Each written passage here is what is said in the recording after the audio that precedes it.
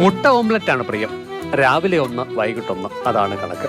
ഇടയ്ക്ക് ക്ഷീണം തോന്നുമ്പോൾ പാൽ, ചിലപ്പോഴെല്ലാം ലേശം ചിക്കനും മീനുമെല്ലാം കൂട്ടി ഒരു പിടി പിടിക്കും. സംരക്ഷകരായി ചുറ്റിലുമുള്ളവരുടെ മനസ്സാണ് സീസറിന്റെ മെനു നിശ്ചയിക്കുന്നത്.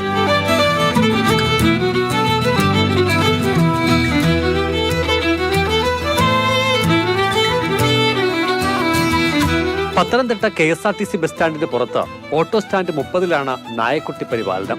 2 മാസം മുൻപാണ് സീസറിനെ ഇവർക്ക് കിട്ടിയത്. പ്രസവിച്ച് അധികം കഴിയും മുൻപ് അവന്റെ കൂടപ്പിറപ്പുകൾ ചത്തു. നല്ല ഒഴുക്കുള്ള തോട്ടിൽ മുങ്ങിച്ചത്തതായാണ് കരുതുന്നത്. ശേഷിച്ചതിനെ കടിച്ചെടുത്തുകൊണ്ട് സൂസി ഇവിടെ എത്തിയതാണ്. അങ്ങനെ അളവറ്റ സ്നേഹം വിളമ്പുന്നവരുടെ ഇടയിലേക്ക് അവൻ വന്നു ചേർന്നു. തൊട്ടടുത്ത ദിവസം സൂസി വാഹനം ഇടിച്ചു ചാവുകയും ചെയ്തു. ശേഷം ഇവരെല്ലാം കൂടിയാണ് സീസറിന്റെ കാര്യങ്ങൾ നോക്കുന്നത്. ഇതിനെവിടെ കൊണ്ട് തന്നതിന് ശേഷം അമ്മ ഒരു കാറ് കയറി മരിക്കുന്നു. പിന്നെ ഞങ്ങൾ കുപ്പിപ്പാലും അതുമൊക്കെ കൊടുത്ത് വളർത്തി, മറ്റുള്ള തീറ്റകളും കാര്യങ്ങളും ഒക്കെ കൊടുത്ത് ഞങ്ങൾ വളർത്തി ഇത്രയൊക്കെ ആക്കി. ഇപ്പോൾ 1 മാസം, കഷ്ടിച്ചൊരു മാസമേ ആയുള്ളൂ.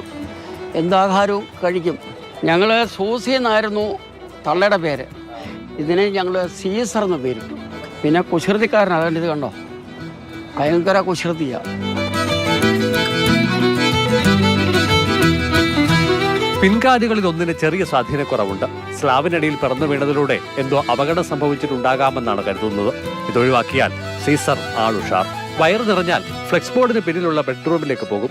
പിന്നെ പുറത്തു വരണമെങ്കിൽ വിശക്കണം, അല്ലെങ്കിൽ സന്ദർശകരാരെങ്കിലും വരണം. രാവിലെ സ്റ്റാൻഡിലെത്തുന്നവരുടെ ചുമതലയാണ് പ്രഭാത കൃത്യങ്ങൾ. പിന്നെ ലഘു വ്യായാമമുണ്ട്, ചെറുനടത്തം, പിന്നെയുള്ളൂ ബ്രേക്ക്ഫാസ്റ്റ്.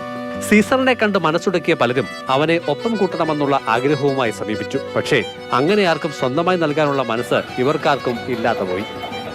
ഞങ്ങളെല്ലാ കാര്യങ്ങളും നോക്കുന്നുണ്ട്. രാവിലെ വന്നു കഴിഞ്ഞാൽ വേണ്ട ഭക്ഷണം കൊടുക്കുന്നുണ്ട്. അതെല്ലാം കൊടുത്തു കഴിഞ്ഞ് പിന്നെ കുറച്ച് നേരം കിടന്ന് ഉറങ്ങും. പിന്നെ ഇതുപോലെ കുറേ കഴിയണം ഇറങ്ങി വരണം. അല്ലാതെ ഇത് കണ്ടിട്ട് തന്നെ ആൾക്കാർ ഇവിടെ വന്ന് ക്ഷേമം അന്വേഷിക്കുന്നുണ്ട്. എന്തെങ്കിലും ആവശ്യമുണ്ട് പിന്നെ ഞങ്ങളെ വിളിച്ചാൽ മതി. ചാറ്റുകളുകാരായിരുന്നാലും അവരും വരുന്നുണ്ട്. എല്ലാവരും ഓരോരുത്തർ വന്ന് ഇതിനെ ചോദിക്കുന്നുണ്ട്. ഞങ്ങൾക്ക് ഞാൻ നേരെ കൊണ്ടുപോയേക്കാവുന്നു. ഞങ്ങൾ പറഞ്ഞാൽ അതിൻ്റെ ആവശ്യമില്ല, ഞങ്ങൾ ഇത്രയും നോക്കിയില്ലേ, ഇനി ഞങ്ങൾക്ക് നോക്കാൻ അറിയാം. രാപകൽ വ്യത്യാസമില്ലാതെ സ്റ്റാൻഡിൽ ഓട്ടോറിക്ഷകൾ ഉള്ളതിനാൽ 24 അവർ സംരക്ഷണമുണ്ട്. കുറച്ചുകൂടി വളരുന്നതോടെ സ്റ്റാൻഡിന്റെ പൂർണ്ണ ചുമതല ഇവൻ ഏറ്റെടുത്തേക്കുമെന്നാണ് കരുതുന്നത്.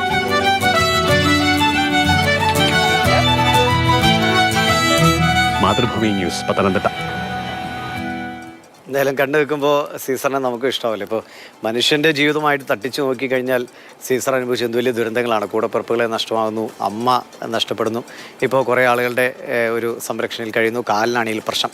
എന്തായാലും ആ ഓട്ടോക്കാർ വളരെ സ്നേഹനിധികളാണ്. അവർ പറഞ്ഞത് ഇത്രയും നോക്കാമെങ്കിൽ ഞങ്ങൾക്ക് അറിയാമെന്ന് ആ ചേട്ടൻ പറയുന്നതിലുണ്ട്. അപ്പോൾ അഭിലാൽ പറയും. അഭിലാൽ, ആ നാടിൻ്റെ പൊന്നോമനയായിട്ട് സീസർ ഇനിയും അല്ലേ വളർന്ന് നല്ല ഉഷാറായി വരട്ടെ അല്ലേ. നായക്കുട്ടികളെ, പൂച്ചക്കുട്ടികളെയൊക്കെ കാണാൻ നല്ല ഭംഗിയാണ്. അതിനെ ഒന്ന് എടുക്കണമെന്നും ഒന്ന് കൊഞ്ചിക്കണമെന്നും കിട്ടിയാൽ വീട്ടിൽ കൊണ്ടുപോകണമെന്നൊക്കെ തന്നെ ആരും ആശിച്ചു പോവുകയും ചെയ്യും. സമാനമായ പ്രായത്തിൻ്റെ അവസ്ഥയിലാണ് സീസർ ഉള്ളത്. സീസറിനെ കണ്ട് മോഹിച്ച് നിരവധി ആളുകൾ അവനെ സ്വന്തമാക്കണമെന്നുള്ള താല്പര്യത്തോടു കൂടി ഈ ഓട്ടോറിക്ഷ തൊഴിലാളികളെ സമീപിച്ചിരുന്നു. പക്ഷേ അവരെയൊക്കെ തന്നെ നിരുത്സാഹപ്പെടുത്തി അവർ പറഞ്ഞയക്കുകയുണ്ടായത്. സീസർ എങ്ങനെ വന്നോ, ഏത് നിലയിൽ വളർന്നോ അതേ നിലയിൽ തന്നെ ഭാവിയിലും ആകണം എന്നാണ് അവരുടെ നിശ്ചയം. ഭാവിയിൽ ഇവനൊരു തെരുവുനായ ആയിക്കൂടാ എന്നുള്ള ഉറച്ച തീരുമാനത്തിൻ്റെ അടിസ്ഥാനത്തിലാണ് അവൻ്റെ കഴുത്തിൽ വീണ ചങ്ങല.